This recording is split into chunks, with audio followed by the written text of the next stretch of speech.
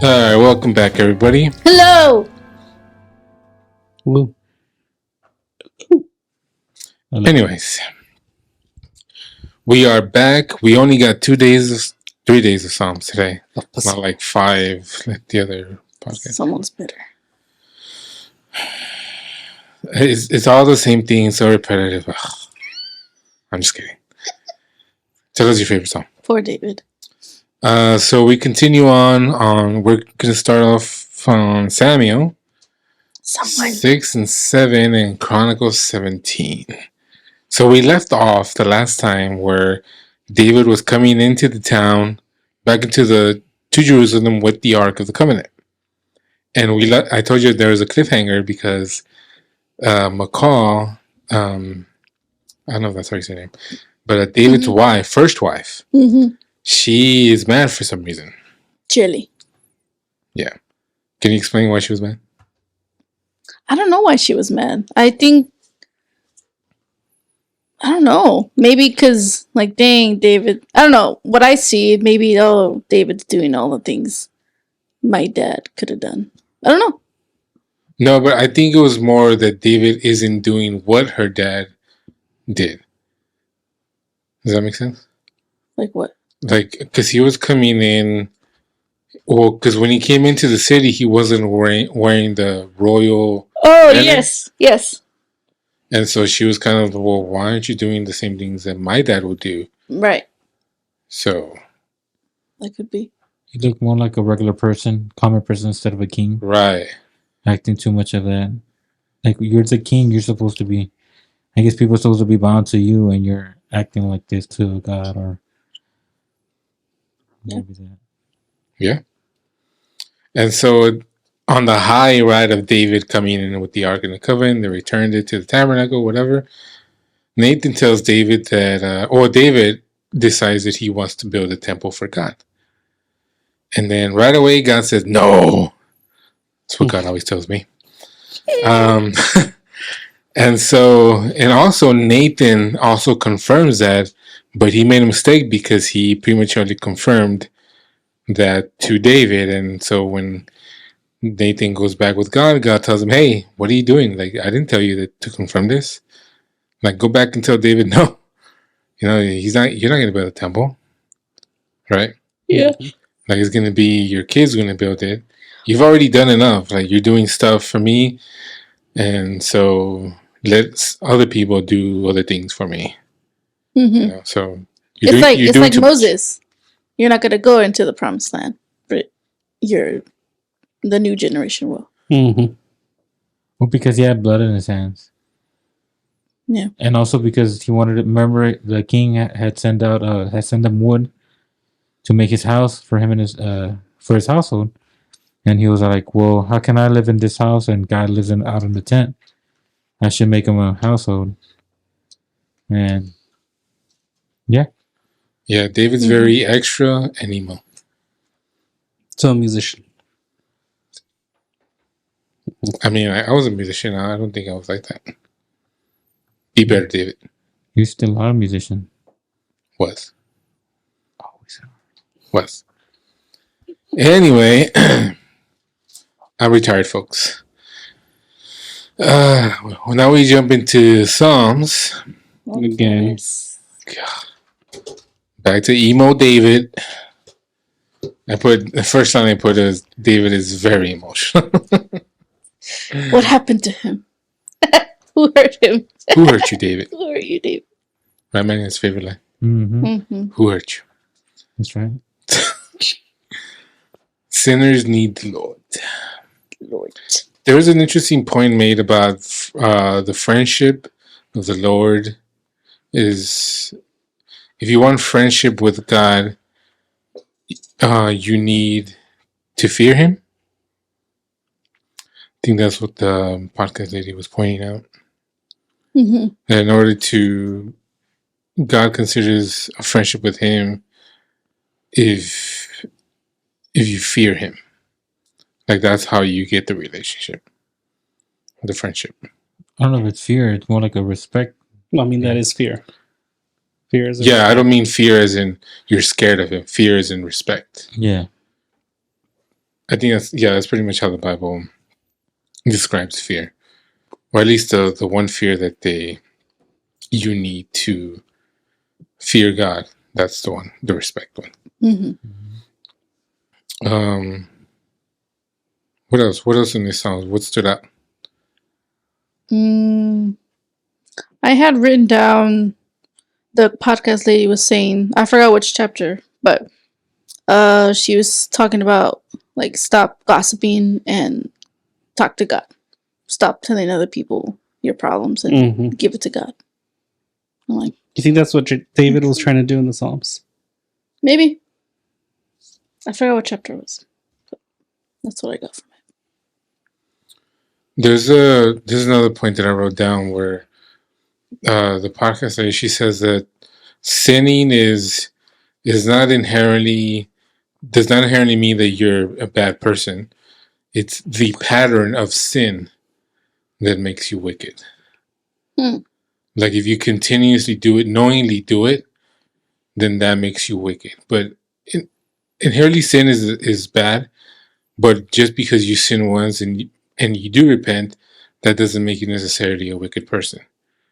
It's the pattern that you don't let go of is what makes you a wicked person. Another interesting point was that David only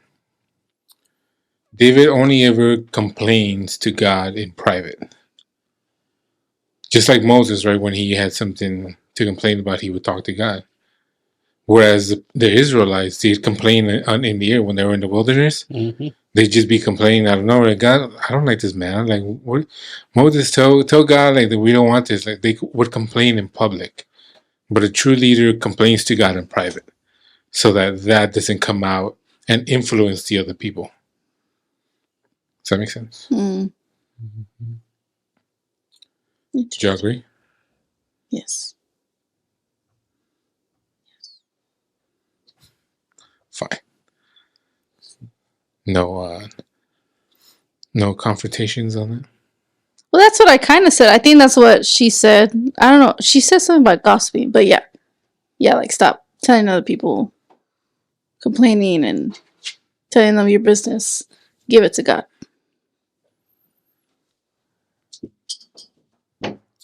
Yeah, she made another good point where God takes away the things that you make idols because He doesn't want you to sin.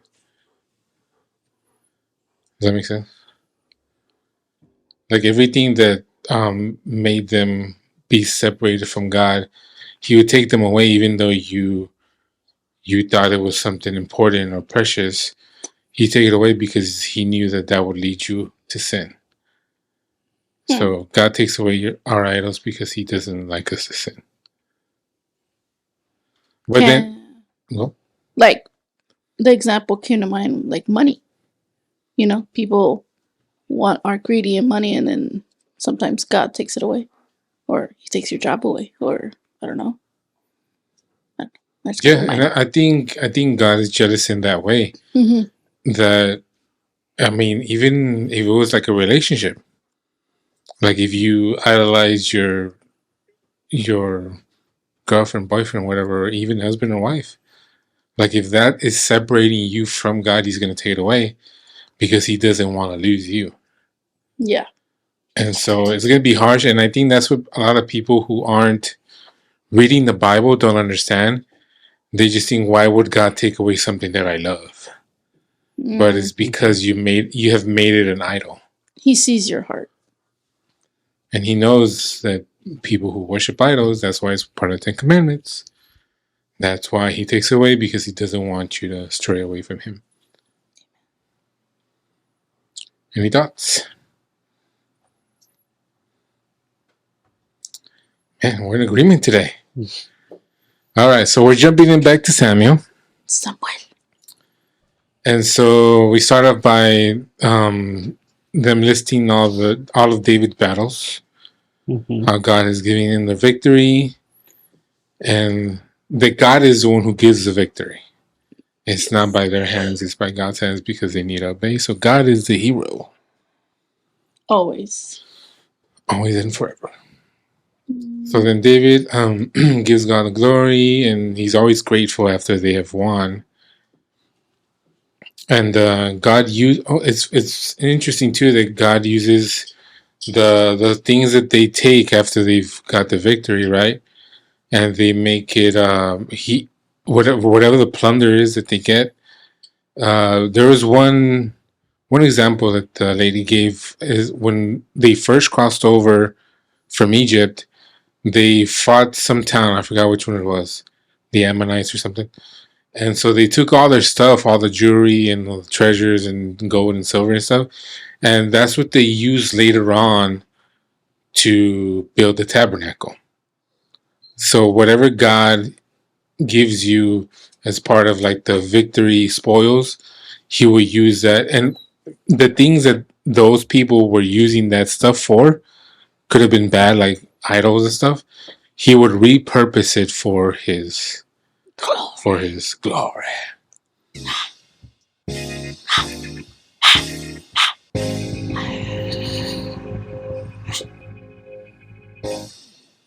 Amen. Any thoughts, Manny? No, just interesting. Interesting. Perfect. Moving right along. David. David, he goes and visits Mephibosheth. Jonathan's son. Right? Yeah, He's so this nice is to him. Isn't that what? is that where the kid that not able to walk? Yes. He's Yeah. trying to find we can have mercy on the house of Saul, and then like there's one kid that he has fallen. I guess in that time when they ran, he fell off and he's crippled or something like that. And David lets him in to his home to live with him. It's a pretty great gesture that he made for him because he promised Jonathan that he would Take care of him. take care of him. So he invited him to eat dinner with David for the rest of his life, and they pretty much just took care of him. That was nice. Welfare, anyway. Nah, I'm just kidding. Adopted. So that's honoring Jonathan's promise, right? Or the promise that he made to Jonathan that he would take care of him. Even though he was part of the line that wanted him dead. Like, not everybody was Saul, right? But he came from that line. So, any thoughts on that? All right. I just thought it was nice. I mean, You didn't have to. Yeah. And that podcast lady made a kind of comparison, like that's how God treats us because of his son. You know, because of Jesus, that's how we can be with him through Jesus. I don't know. I forgot what she said. She was saying that David didn't have to like take care of him or treat him, but he's doing it because of the son of the promise. Little foreshadowing for Christ. All right, so then we go to these next Psalms here. 50, 53, 60, and 75. I told you that meme I saw, right? What? That said, my Christian friend was kicked off of Christian Mingle due to her handle. And the handle was "Come Get Psalm PSA." Oh, right.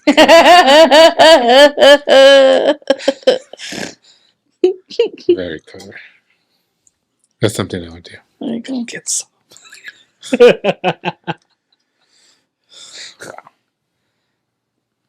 Man, are you going to use it on your dating profile? No, sir. Oh, what's the numbers one? The numbers pickup line? Oh, we already heard it. No, we gotta put it on there. Oh yeah, it said I was looking through the book of Numbers. I noticed I didn't have yours in there.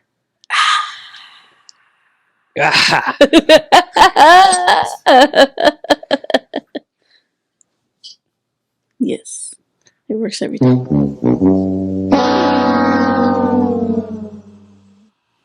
All right, so the Psalms. God wants people's heart, not your sacrifice. Anything that stood out to you guys? No, I mean, it's been the same old message. Life sucks, but God is good. Life sucks, but God is good. Emo David. Literally. I got that surrender is the key to freedom, which is interesting, right? Mm-hmm.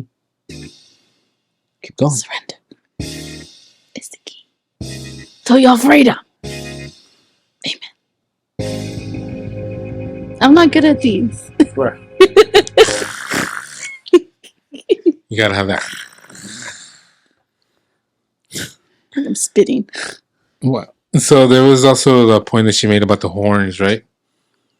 The horns represent power. That's why even like the beast in the Revelations, they also had horns because they represent power. Like if you had that, you would raise it up to signify that you had the victory. The shofar. Yeah, that's where it came. Mm-hmm. Yes, she said it. Shofar. I'm like, oh God.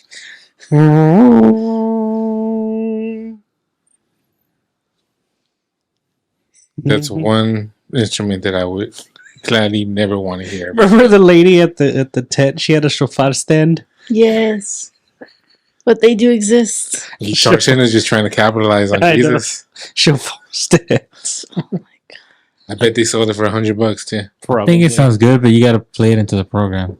With this, Yeah, they overdid it. Yeah. They- Like someone said amen and she was like, I'm like, well, Even in the middle of Yahweh. yes. Yes. Like, remember the other one that tried to do it, but she couldn't, and she was like, She didn't- hers wasn't tuned. It sounded horrible. you got to find the tuning of the shofar to see what kind of note you're applying to. Mm-hmm. Hopefully, it will sound pretty decent. Mm-hmm. yeah, you should probably go for a safe note like C or D, maybe even G. That's pretty much what they always sing it. mm-hmm. Yeah, but poor lady. She probably had fluid in her lungs or something. Mm-hmm. What did you say for him?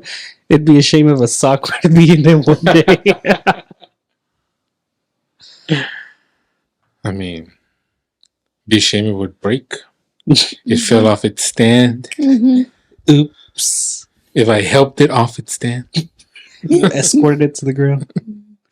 laid it gently on the ground. all right. Enough of the jokes. This is the Lord's horns. Sounds weird. Lord. All right. That'd be a Stop good it. name for a music store. Thank you for calling Lord's Horns Music Store. How can I help you? Lord's horns. Oh. No, it's a band name. We're the Lord's horns.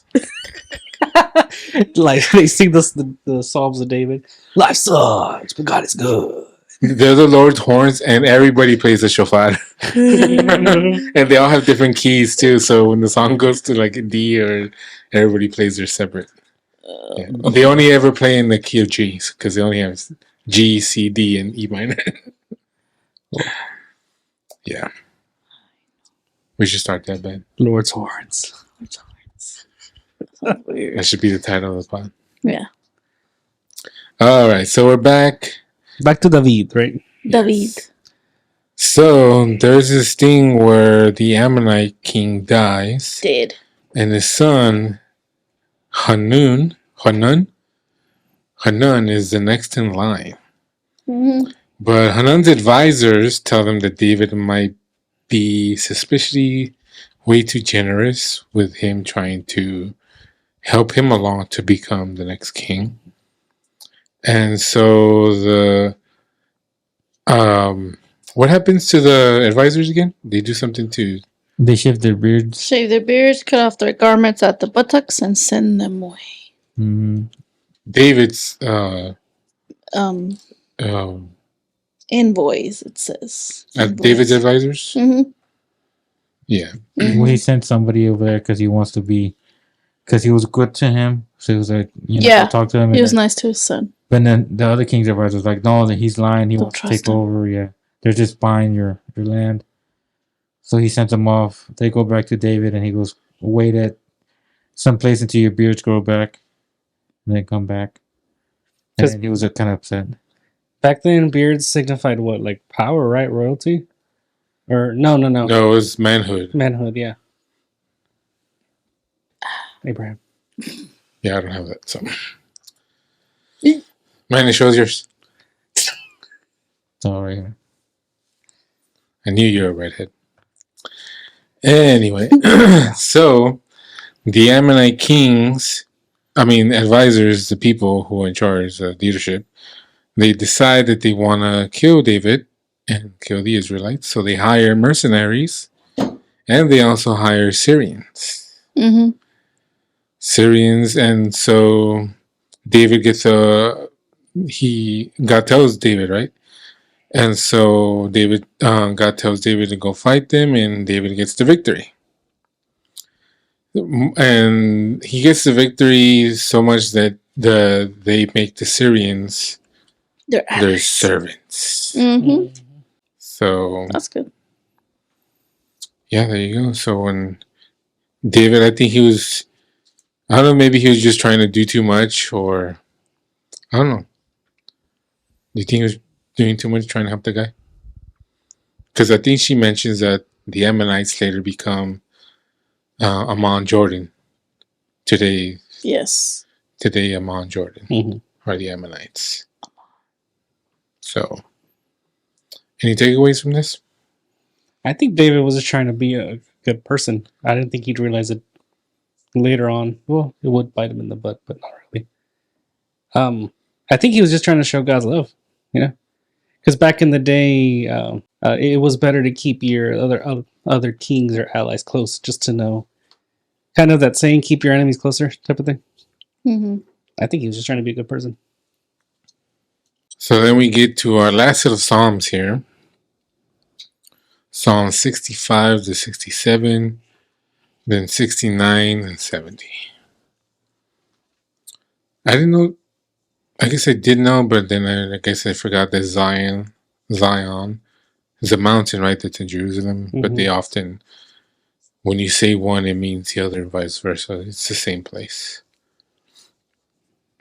And what I got was that God, what the podcast lady said, God hears all prayers, but is in no obligation to respond if it isn't His will. I was like, interesting. I don't know. Yeah, you can say what you want, but it still is up to Him. It needs to fit in His plan. Mm-hmm. If it doesn't, it's like, okay. Delete. Ignore. Red. Left on red. Left on red. As the Gen Zers would say. Yes. Oh, you gotta get our verse of the day. Oh, yeah. What verse should I do? I don't know why you look up that.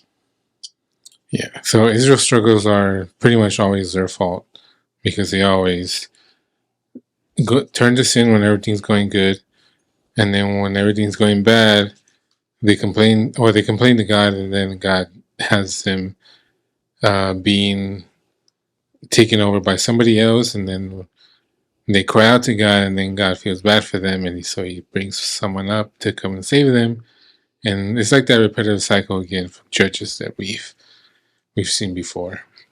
Mm-hmm. So, yeah, God is not obligated to answer your prayers. What do you think about David praying for the death of his enemies? Do you think that's wise? Based on what's been going on, God's kind of been killing His enemies already. So I think, I get what He was doing. I guess. But as far as like praying for the death of his enemies, She mentioned that. I think only if they had. She said something about if they had repented or something. Oh yeah. Like he was praying against them only if they were against the will of God. But if they repented and they were for the will of God, He didn't want that. Right. There you go. all right, good stuff. Manny, anything? On that last part, no. All right. Moving to our last day here, 2 Samuel 11 to 12, then Chronicles 20. First Chronicles 20. So the Ammonites are still attacking Israel. So there's like an overlap, right? Here when the Ammonites are trying to kill David and people of Israel. So at the time, This is probably the juiciest part of the story, where the Ammonites or Israel has sent people to go fight the Ammonites, but strangely, for some reason, David decides to stay behind. Why do you think he decided to stay? Interesting question there, JP. Because he didn't know what was about to happen was going to happen. So why do you think he? See, what happened was, I don't know. You think he was just like, I feel like staying today, or because usually, if He's not there, he's in battle. yeah, and so what do you think? So you think maybe, I know the story takes us in where he's up in his roof, he sees Bathsheba, right? But do you think maybe the reason why he stayed behind is because maybe he has seen her before? And he's saying, well, I know that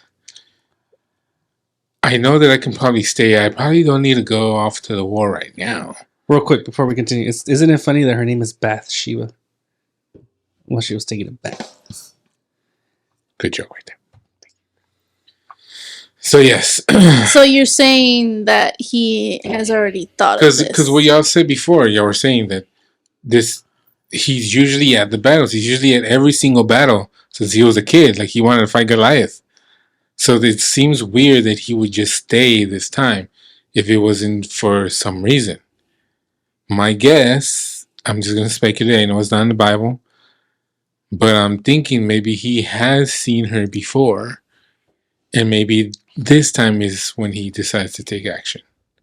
And the Bible just dresses it up as saying, oh, he was out in his roof, and all of a sudden he turned and saw Bathsheba showering on her roof. Because it sounds better. I could be wrong, of course, but I usually am. But that's my guess. What do you think? I don't know. I don't know. Is it by chance that he decided to stay? It might very well be. I mean, usually in battle, especially, I mean, not now. You don't see Joe Biden on the battlefield, thank God. But did. But in the olden days, the king or whatever would be, out to battle. I mean, look at Pharaoh with the That's Israelites. exactly what I'm saying. Pharaoh was the first one out there. So you think he at that point he had so much confidence, not only in God but in his army. He's like, they'll get him. No, I don't think he changes. I think he's always been the same. He's always wanted to be in the front of everything, at the top of everything, at every single battle, because it's important. That's how he's always been doing. I don't think that changes, because I don't think he's even that old yet. I think maybe we're close to 40, maybe. Maybe. So I don't really think it's not like he's getting old where he's like can't find anymore. No, there had to be a reason why he stayed. And you think it's because he already knew what he was going to do? Yes. It's a good theory. Of course, it's just a theory. God can smite me if he wants, but it's just a theory. Or could this be where Smited Flood? That's cook temp for those watching. Go ahead, Manny. I totally forgot. Maybe if you just let your nose breathe a little fresh air, you'll remember things more clearly. Yeah, your brain's like getting oxygen, Manny. No, what happens if it was just that moment where we all get that moment where we just get a little tired, and that's usually when everything happens. I know, but if like Abraham was saying, like David wanted to do this, like even if I'm a little tired and I want to do it, I'm gonna do it. You know what I mean? Yeah. Well, I think they're both valid because at the end of the day, Thank you for confirming, Manny. Yeah, well, I'm just saying it could be either way, because it could just be too that he was just it's one of those days you just feel tired and for some reason you just fall. You know what I mean? It's just like I don't know how to say it, like things happen. Sometimes you're like, I need to do this, but I can't, and then sometimes just stuff happen. Even in the world, you know what I mean? Like you just get I don't know, it can be anything. Maybe people are drinking, or you just get in the car for that one reason because you're just tired. You hit somebody, what I mean? Just like things happen like that. So it could be either one. I think that's the cool thing about that. Like, it could be. And I'm not saying that this is the only time David maybe did something like that, where this was just completely random. It happened just totally out of chance. Because he's pretty much, I know the Bible doesn't doesn't like have his journal of every single day things he does. So obviously, I'm just assuming, but it's just a coincidence because I think from everything that we've heard in the Bible about David, doesn't make him out to be this kind of person. So that makes me think this is intentional. I mean, also too, he knew that at that time, all the men were going to be out in battle. So there's more evidence saying that he did already knew what he was going to do than he didn't. Or it could be that thing like where yeah, that could be even true, because it could be that moment where he's giving him a choice. Look, this is the way out. You're gonna forget about this, or if you just stay, you know what's gonna happen. Might as well just go into the war, and he decides not to go to the war. You know what I mean? That he could have had that moment where you can just, no, I'm just gonna leave, and he didn't decide to leave, so he just Just a theory. I'm glad you joined in my delusion because maybe God was fine as both. But Well, why? I don't think it's I'm a just bad. kidding, man. I'm just kidding. Like it's not a bad. Took it out. Yeah. So I mean, it's just a theory that I have because it's just because of what we know about David and everything he's done. And I'm not saying he's perfect. I'm just saying the way they make him out to be in the story. This is too much of a coincidence to just say, "Oh, he just decided to stay home." Mm-hmm. I know I can be wrong. I know, but it's like a major shift from his personality. I hope I'm wrong. Could be though. Well, we'll get past the smiting. What happened after that? So back then, people showered on the roofs because that's where they collected rainwater, and they don't want to be traveling with the water down to the house, so they just showered on the roof. Perfectly fine. But that means everybody knew that everybody does this. And also, why isn't she covered up? Like, why didn't she put like blankets and stuff? Nah, she wanted to be seen. You think so? Oh my gosh. So what? David's supposed to be at war. That's true. Hey, there you go. She knows that all the fighting men, warriors, including David, are off at war. So maybe she relaxed a little bit. She didn't put up the blankets because no one's there. Okay. It's just women. So don't blame her. I'm sure there's lesbians around, but still, well, she has a husband. Yeah, no, I'm saying that lesbians looking at her. Oh yeah. But so maybe she got relaxed that day and didn't want to put up the blankets or whatever. And little did she know that, or little did she not know that David was there watching. So you think it was rape? No. You think she consented? No. It's the king. Yes. It's old times. I don't because I'm not saying that you think this way, but I think you're putting a modern context into the Bible. No, I'm just saying that's what the podcast lady asked. Yeah, I was like, but she's putting the modern context into the Bible. Mm-hmm. I think back then it was way different. Like, I think all that stuff was just normal, like how normal it is now with whatever was going on today. But I really don't think she was raped. But it could be also because, it could be that she was because it's the king, right? You're not gonna accuse the king because he's also the king, but also the religious leader. Yeah. So like, who do you go to? Yeah, he's the judge. He's the arbiter of everything. Because he supposedly is the one connected to God. So, like, who would she turn to if it was rape? Yeah. And so also the Bible doesn't explicitly say rape. Right. But it could be that maybe the translation is lost there. It could be that maybe the original translation means rape. But I don't know. In my personal opinion, again, given what we know about David, his personality, his way with God, I don't think he was that way. I don't think he would force anybody to do something. That's why I don't think it was rape. Again, I could be wrong. I don't know. May the Lord smite me I honestly don't if know. he thinks I'm wrong. But I know, I just died. But Who's gonna edit the pod? No, you. after the pod. You. So then she becomes pregnant. So, I mean, what do y'all think? Do you think she was raped, JP? I have no idea. I mean, let's go. Let's think of the olden times, right? You go to the king. You can't say no, right? Because if you say no, what's going to happen? You possibly could die. Your only option is yes. I mean, she can't. In theory, she can't consent. You know what I mean? But even consent is a modern thing. The word consent.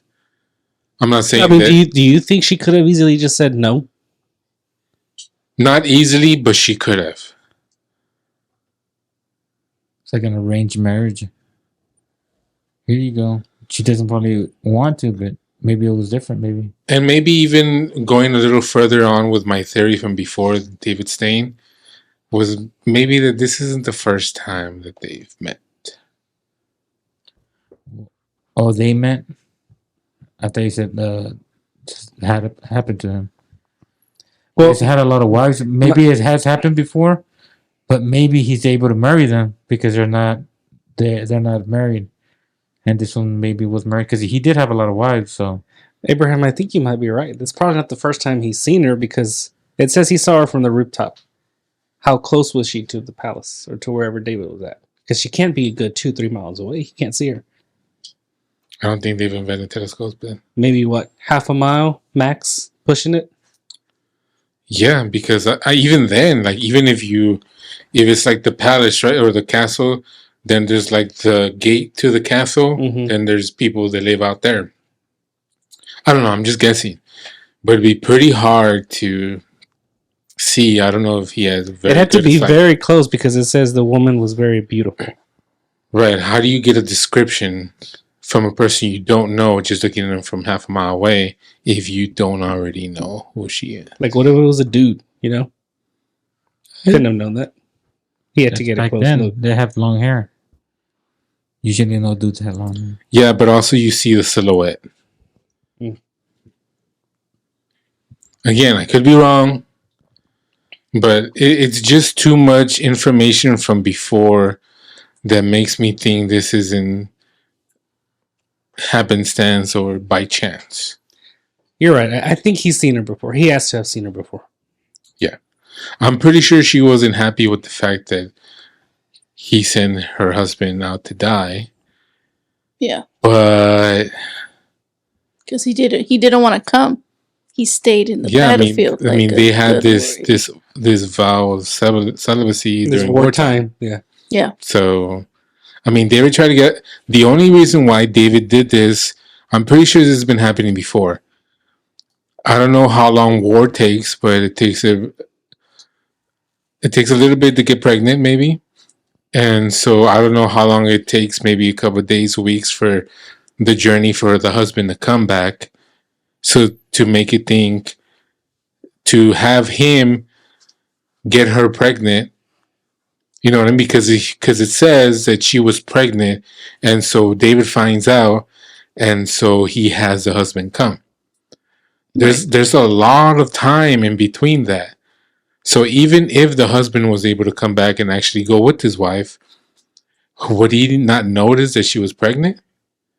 Because it's been a while. Like when do you know that you're pregnant? Like maybe like 6 weeks in? Maybe a month. Well, back then they probably had different knowledge. Maybe they knew at an early age. Yeah. Know. So I'm saying it's too crammed in. It almost has to be perfect, everything perfect, to fit in exactly how the story is set. Mm-hmm. And nothing is really that perfect. No, only Jesus. He could have got there easily. When you have an army, it takes days and weeks to get where you're going. But if you're just by yourself, he could have got somebody just to go on a chariot and bring her back maybe like in a week. Well, how far is Amman, Jordan from Jerusalem? Might be 4, but I'm pretty sure back then maybe in a week. But if you have a whole army and you're walking, of course, that's going to take maybe months. But if you just go by yourself, I think it might be a little bit quicker. Yeah. What is it, JP? 21. I mean, that's I not don't with know. all the It was modern from roads and stuff. but Rabbit to 21 hours. Let's say a day. 24 hours. Let's round it up. Okay, so maybe it wasn't a lot of time. But so Uriah didn't even want to see Bathsheba. No. So, I mean, that could have probably given him a hint like, hey, it looks like you're pregnant. I'm pretty sure if we're going according to the story of the Bible, if she was raped and David did it without her consent, I'm pretty sure she would have told him, hey, this is what the king did to me. Right? I know, A but wife would. I don't think so. Out of fear to the king, I don't think she would. Because I think whatever happened to Uriah was going to happen either way, even if she told him or not. Because he would be pissed. He'd go confront David. Hey, what the hell? It's my wife. But then it didn't happen. But David still wanted to cover his tracks. So he sent him out to die. It's still evil what he did. But I don't, in my opinion, I'm not saying the Bible is wrong. I'm just saying the people who wrote the stories may have just. I think it's like the podcast that he says. It's less to do with what the story is, and more about what the story brings you to. But I just found it interesting that these events happen that way, in the way that it's said in the Bible. I just think it's suspicious. Don't be suspicious. But we'll leave that for you to decide. So we'll continue on. So Bathsheba gets pregnant. So David brings back Uriah, so maybe he can get her pregnant, right? To think that maybe it is. So Uriah doesn't want to do it because of the wartime celibacy. So David sends him off with a note back to the commanders that ultimately puts him in the front lines and gets him killed. So poor That's guy. crazy. So Bathsheba is still pregnant, and so she becomes part of the harem of women that David has, and she becomes one of his wives. And so Then Nathan confronts David. Yeah, so Nathan comes to David. Go ahead and tell it. Go ahead, Pablo. Go ahead, Rim. So basically, Nathan, the prophet, confronts David. But David is like, I didn't do anything. What are you talking about? What's the story? Yeah, he tells him a story. He goes, Yeah. 50. Yeah. He kind of pulled a, hey, I have a friend who type of thing. And what does David do? Like, oh yeah, that dude should get like this fourfold punishment. Like, yeah, evil thing that he did. And little does he know. That's you. Yeah. That was you. So yeah, David responds with, yeah, they should have this fourfold punishment. And David, he was very entitled and ungrateful, right? Very. And so the punishment that he describes is that first, the punishment would be that his family would be divided. Second is that his wives would be taken from him in a humiliating way. From other men, right? Yes. Men will take them. The third is that God will raise evil from within David's own household. Mm-hmm. And last but not least, his child with Bathsheba would die. Dun, dun, dun. And like all of us, right? When we do something that we think is horribly bad, we really quickly have, if you're not wicked, you have this repentive spirit, right? Because you realize what you did and it was wrong. And David tries to, of course, Bathsheba loses the kid. He was born, right? The kid's born, but he dies right away. Mm-hmm. So David tries to comfort Bathsheba, but I mean, he tries to plead with God too. Yeah, before, he forces him, but doesn't want to eat. No. But God takes him away, and they get all freaked out. Like, he was all sad, and now that he died, it was, well, because God, he thought God was going to save him, but now that he didn't, he will go to him and not him come to us. Something like that. I guess that was just God showing, hey, I'm not your ATM. Like, you can't just get whatever you want when you want it. You know what I mean? And it's sad. One of the verses that she pointed out in chapter 12, when Nathan was talking to David, he was telling him that he told this to David: I gave your master's house to you, and your master's wives into your arms. I gave you all of Israel and Judah, and all of this had been too little. I would have given you even more. I was like, wow. It's like God's like, I gave you all this. This isn't enough for you? So, greed. Mhm. That one got me. It's like, If you get greedy, you want to do things your way, and because all you had to really do was ask God. Maybe Uriah would have died, and you probably would have taken Bathsheba. I know it's not prescription, right? It's not prescribed that God allows you to take many wives, but He even allowed it. He said it right there. In the verse, He said, I've allowed you to take the wives of those masters, of the masters. Yeah. Like He allowed it. He doesn't like that He did it, but He allowed it. So why wouldn't you think that you wouldn't get what you want if you just asked instead of doing things your own way? I think it was one of those moments where I'm sure we've all been there. You know, you mess up, and like let's say you break something from your parents, and kind of like, oh crap, mom and dad are gonna get mad. So I'm gonna try to figure it out my own way, type of thing. I think he was just scared to go to God. Yeah, but I guess he reacted. He reacted on his urge, his lustful urge. But that makes him human, But it's the further along that you build upon the lie, and then it just comes crumbling down. mm-hmm. But but the good thing is that he shows that he is repented. He knows he did wrong, but he still has to go through the punishments or the consequences of what he did. Mm-hmm. But it's not. It doesn't mean that God's going to stop blessing him, because still they have another kid, and he's Solomon. Mm-hmm. Becomes the next king, right? Mm-hmm. And also Israel defeats the Ammonites. Yeah. So even though, despite everything that David did, he still gets the victory. Yeah, but he goes to tribulation after big time. Yeah. Well, I mean, it's like what we said. You're still going to suffer the consequences. Well, also because it says, was it the prophet that told him, you have given the enemies of the Lord